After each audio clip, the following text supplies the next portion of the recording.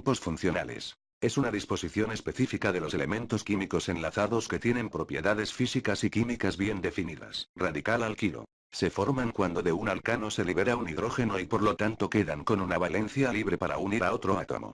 Alcoholes. Se nombran tomando como base el nombre del hidrocarburo del que provienen, agregándoseles la terminación OL, aldehídos. Tienen un radical alquilo unido al átomo de carbono de carbonilo. Los aldehídos resultan de la oxidación de un alcohol primario. Tomando como base el nombre del hidrocarburo del que provienen y se terminan en AL, cetonas. Las cetonas tienen dos radicales alquilo unidos al carbono del carbonilo, y resultan de la oxidación de un alcohol secundario. Se nombran tomando como base el nombre del hidrocarburo del que provienen y se termina en, o Na, ésteres. De modo que su fórmula general es RCOR donde R son los radicales alquilo. Ácidos carboxílicos. Se nombran con base al nombre del hidrocarburo del que provienen, agregando la terminación ico, pueden ser mono, di, u tricarboxílicos según tengan 1, 2 o 3 carboxilos en su molécula respectivamente, además pueden ser saturados, insaturados, según tengan o no dobles enlaces respectivamente en sus moléculas, éteres. Se forman cuando reaccionan dos hidroxilos alcohólicos, y se libera agua, es decir, el hidrógeno de un hidroxilo es sustituido por un radical alquilo, se nombran mencionando, primeramente, a los radicales alquilo y luego se agrega a la palabra, aminas. Son derivados alquílicos del amoníaco, son gases o líquidos con olor a pescado.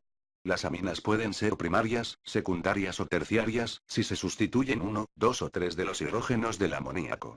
Se nombran mencionando primero a los radicales alquilo y agregando al final la palabra amina, amidas. Se forman al relacionar un ácido carboxílico y el amoníaco, o una amina con liberación de agua.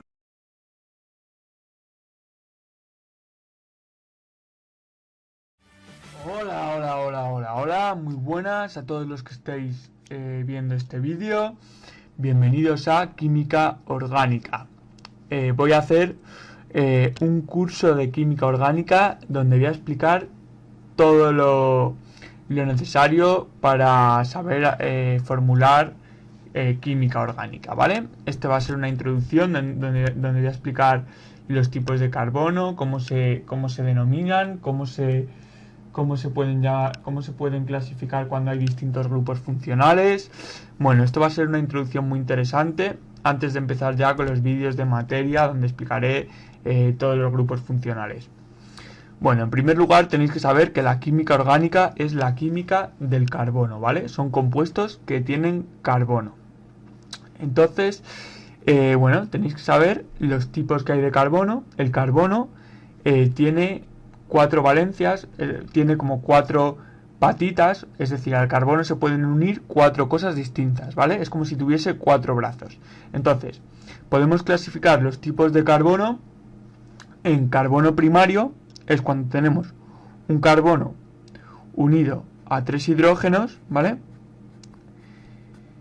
Y tiene aquí una patita suelta que se unirá a lo que sea, ¿vale? Entonces, si esto se une a lo que sea, ¿vale?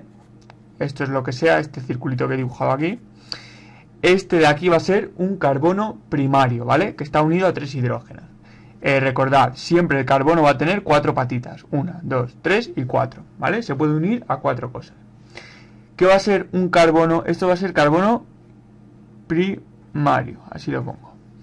¿Cómo va a ser un carbono secundario? Pues va a ser un carbono que está unido a 2 hidrógenos, ¿vale? Y se puede unir a 2 cosas distintas. Por aquí a una que no sean hidrógenos, claro. Que se puede unir a otros grupos funcionales que los iré explicando en los demás vídeos de química orgánica. Entonces, este carbono que está unido a 2 hidrógenos y luego se unirá a otras 2 cosas es un carbono secundario, ¿vale? Bueno, el carbono terciario es el que está unido solamente a un hidrógeno, entonces se puede unir a 3 grupos funcionales distintos, 1, 2 y 3. Esto es un carbono terciario. Y por último tenemos el carbono cuaternario, que es el que no está unido a ningún hidrógeno y se va a poder unir a 4 grupos funcionales distintos, ¿vale? ¿Qué son los grupos funcionales? Bueno, pues lo voy a explicar un poquito más adelante, ¿vale? Pero lo primero que tenéis que saber es los 4 tipos de carbonos que hay distintos, ¿vale? Que va en función de a cuántos hidrógenos están unidos. Bueno, los carbonos se unen formando cadenas, ¿vale? En estos bracitos van uniéndose a otros carbonos y van formando cadenas de carbonos. Pues un carbono, dos carbonos, tres carbonos, los que sean. Y luego el resto de las patitas siempre se tiene que completar con hidrógenos o con otros grupos funcionales, ¿vale? Entonces, estas cadenas se llaman cadenas de hidrocarburos y se pueden clasificar con distintos nombres. Pues están, en primer lugar, los hidrocarburos alifáticos o cíclicos, que son hidrocarburos de cadenas de carbono abiertas, ¿vale? Es decir, carbono, carbono, carbono, carbono, se van haciendo cadenas y pueden ser tanto de enlaces sencillo o saturadas, que se llaman, o enlaces dobles o triples, que son insaturadas, que bueno, que eso lo explicaré ya más adelante, pero que sepáis que cadenas de carbonos abiertas se llaman hidrocarburos alifáticos. Por otro lado, tenemos también hidrocarburos cíclicos, que son cadenas cerradas. Pues por ejemplo, viene un carbono, viene así, así, y al final el último carbono se une con el primero. Fijaros que esto está formando un cuadrado. Entonces, esto es un hidrocarburo cíclico, ¿vale?